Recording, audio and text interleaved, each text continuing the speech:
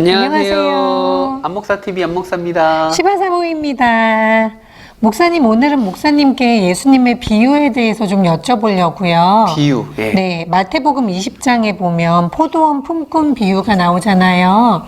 그 이야기를 보면 포도원 주인이 아침 일찍부터 포도원에 들어와서 하루 종일 일한 일꾼과 저녁 한 5시쯤 들어와서 한두 시간 일한 일꾼을 똑같은 삭스를 주잖아요. 제가 먼저 들어온 일꾼이라면 억울할 것 같기도 하거든요. 예수님께서는 이 비유를 무엇을 설명하려고 말씀하신 걸까요? 네. 여러 가지 예수님의 비유들이 있는데 비유는 진짜가 아니고 설명하기 위해서 비유로 설명하신 것이죠.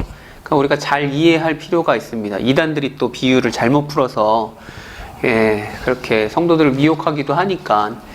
일단 20장 1절을 보니까 천국은 마치, 그러니까 천국에 대해서, 하나님 나라에 대해서 예수님이 설명하고 있는 것입니다. 근데 누구한테 설명하냐면 그 위에 마태복음 19장 뒷부분을 보면 한 부자 청년이 예수님을 만나러 왔었고, 부자이기 때문에 돌아갔고요. 예수님이 그의 제자들한테 이제 말씀을 전하시다가 맨 마지막에 30절 보면 그러나 먼저 된 자로서 나중되고 나중된 자로서 먼저 될 자가 많으니라 이렇게 말했어요.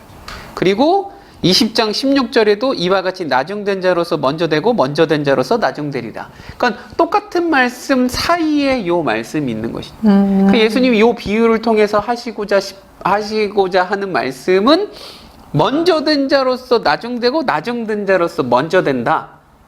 요거를 말하려고 비유를 말하는 것이다. 도대체 어떤 순서가 바뀌느냐? 인데 순서가 바뀐다라기보다 요 비유의 말씀을 보면 천국, 즉 하나님 나라가 어떤 것인지 알 수 있는 것이 말씀을 좀 하나하나 보면서 살펴보면서 우리가 봐야 될 것 같아요. 20장 1절 천국은 마치 품꾼을 얻어 포도원에 들여보내려고 이른 아침에 나간 집주인과 같으니, 그러니까 품꾼을 얻어서 포도원에 들여보내려고 이른 아침에 집주인이 나갔다라는 거예요. 이 집주인 좀 이상합니다. 왜냐하면 보통 집주인 직접 나가지 않아요. 네.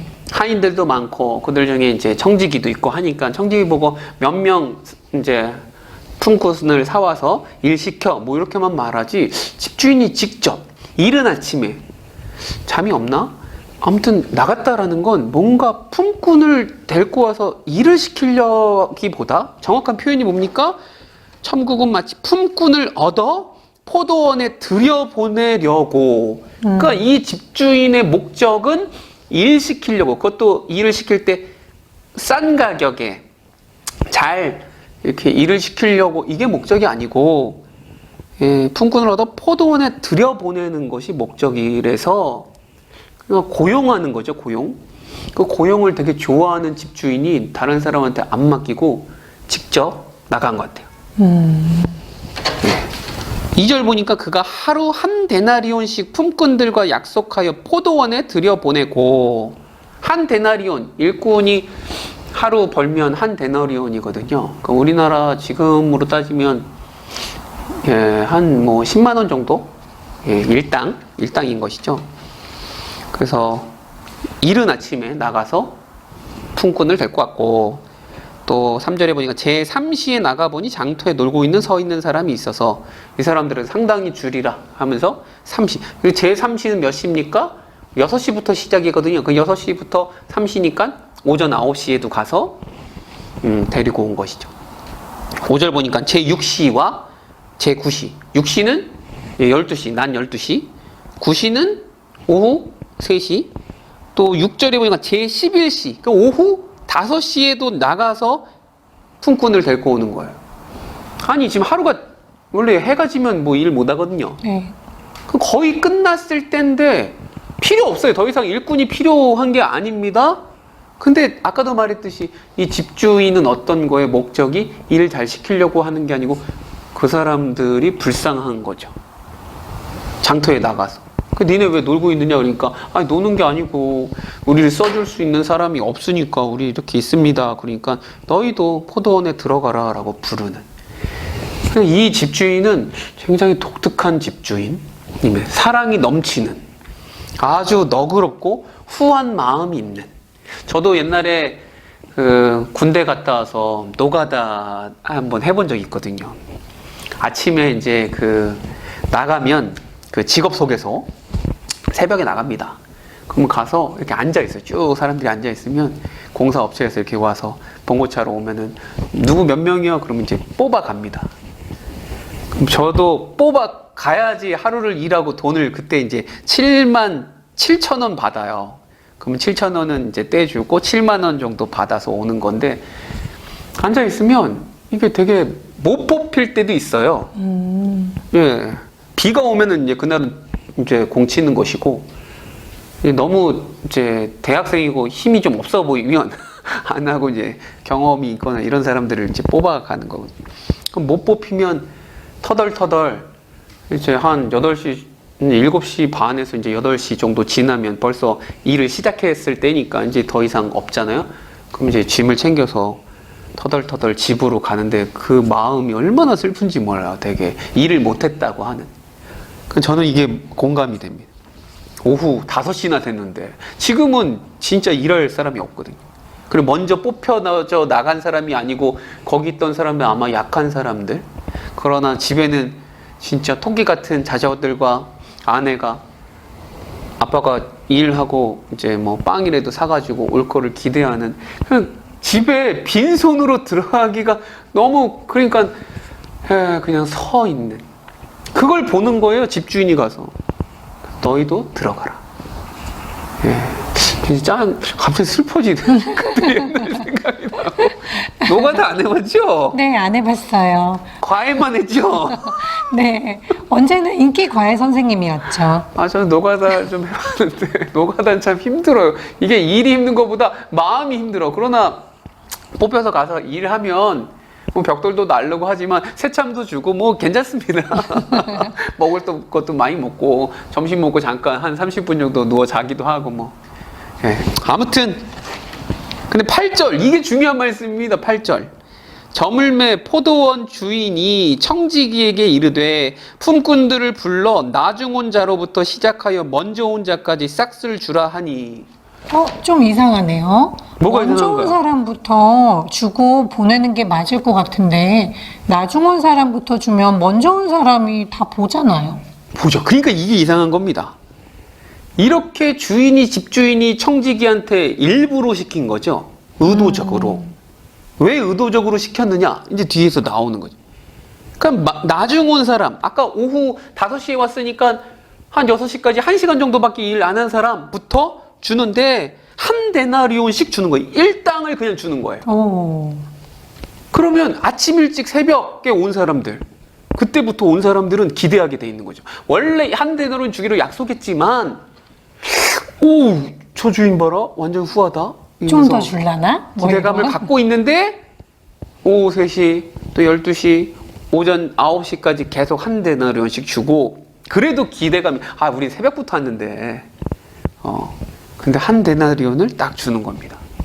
그러니까 대뜸 11절에 이렇게 말해. 받은 후 집 주인을 원망하여 이르되 나중 온 이 사람들은 1시간밖에 일하지 아니하였거늘 그들을 종일 수고하며 더위를 견딘 우리와 같게 하였나이다. 이러면서 이제 불만이 터져 나오는 것이죠. 이 불만이 왜 터져 나왔습니까? 그냥 일찍 온 사람들부터 한 데나리온씩 주고 수고했다 그리고 주고 보내고 나중에 줬으면 모르잖아요. 그 사람들은 네. 오늘 일 잘했고 야 이거 가지고 우리 애들도 먹여야지. 다 모두 다 행복했을 겁니다. 문제 없어요. 근데 이 집주인은 의도적으로 분란을 일으킨, 어떻게 보면 어리석고 그렇게 원망하고 이렇게 불만이 나오도록 할 수 있는 빌미를 제공한 어떻게 보면 지혜롭지 못한 주인인 것 같죠. 여러분 근데 오해하면 안 됩니다. 예수님이 이 비유로 말씀하실 때에 제자들 들으라고 하는 소리고 진짜 그런 게 아니에요. 진짜 그런 게 아니에요. 아무튼 비유로 말씀하시는 것이다. 그때 주인이 뭐라 그럽니까? 한 사람에게 대답하여 이르되 친구여 내가 내게 잘못한 것이 없노라. 내가 나와 한 데나리온의 약속을 하지 아니하였느냐? 내 것이나 가지고 가라. 나중 온 이 사람들에게 너와 같이 주는 것이 내 뜻이니라. 주인의 뜻이에요. 주인이 그렇게 주고 싶어서 주는 것이거든요. 그러니까 너랑 약속. 그러니까 지금 모두 다 부당하게 임금을 받은, 적게 받은 사람 아무도 없습니다. 문제는 뭐예요? 나중 온 사람들은 자기들의 노력과 행위보다, 수고한 것보다 더 터무니없이 더 많은 돈을 받은 것이죠. 그게 지금 배 아프고 원망스럽고 남과 비교해 보니 처음에 아침에 고용되었을 때만 해도 기뻐. 오늘 하루 공치는데 누군가 나를 고용했어. 그 마음의 안심이죠. 오늘 하루 그래도 잘 열심히 일하면 임금을 받는구나 생각했어요. 그 기뻤을 겁니다. 근데 이 기쁨이 원망으로 언제 바뀌어요? 결산할 때에 자기가 받은 것 그것 때문에 그런 게 아니고 남과 비교할 때.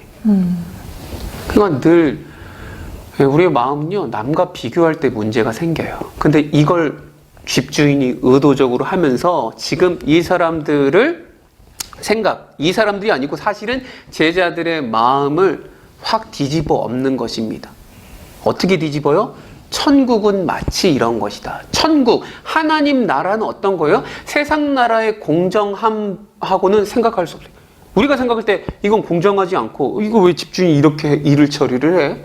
부당하네? 라고 생각할 수 있지만 하나님 나라는 세상의 그런 공정함이 아니고 이 집주인의 너그러움으로 그렇게 마음대로 할 수 있다라는 것입니다.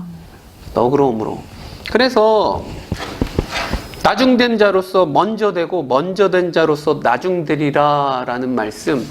너희가 아침부터 이 사람 말하잖아요. 내가 종일 수고하고 더위를 견뎠다? 예, 그렇게 일한 건 사실일 수 있어요.